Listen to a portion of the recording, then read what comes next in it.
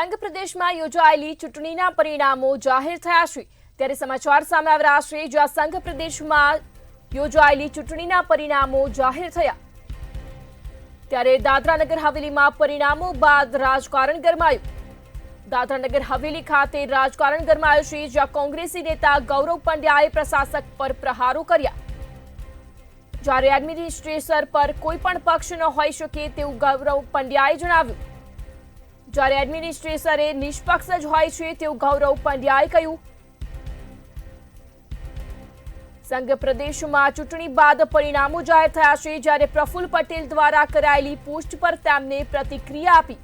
મોટા પોંટા ખાતે કોંગ્રેસના કાર્યક્રમમાં તેમના દ્વારા પ્રતિક્રિયા આપવામાં આવી।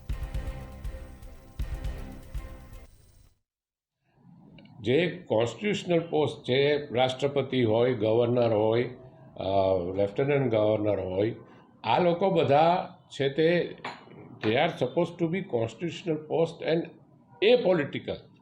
They are not political. એ લોકો રાજકીય નિમણૂક રાજકીય હોઈ શકે પણ પછી એમાંથી બાદ થઈ જાય। પણ આ દમણ અને દાદરા નગર હવેલીને વહીવટદારે એટલે એડમિનિસ્ટ્રેટર ચોખ્ખું બતાવી દીધું કે અમે કોની સાથે છીએ, કોની તરફેણમાં છીએ અને કોના માટે અમે કામ કરીએ છીએ।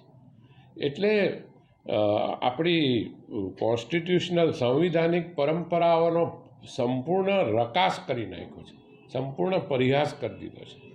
આવું તો આજ સુધીના ઇતિહાસમાં ક્યારેય થયું જ નથી કે અંદર મનમાં રાજી થયા હશે, જઈને મળી આવ્યા હશે, અભિનંદન આપ્યા હશે, પણ તમે જાહેરમાં ટ્વીટ કરો।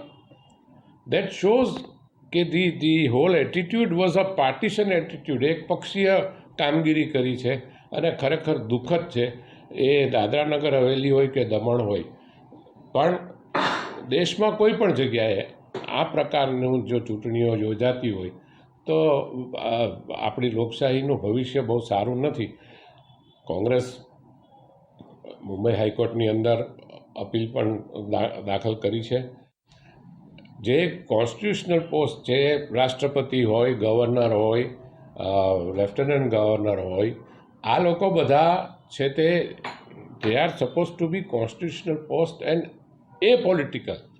They are not political. એ લોકો રાજકીય નિમણૂક રાજકીય હોઈ શકે પણ પછી એમાંથી બાદ થઈ જાય। પણ આ દમણ અને દાદરા નગર હવેલીને વહીવટદારે એટલે એડમિનિસ્ટ્રેટર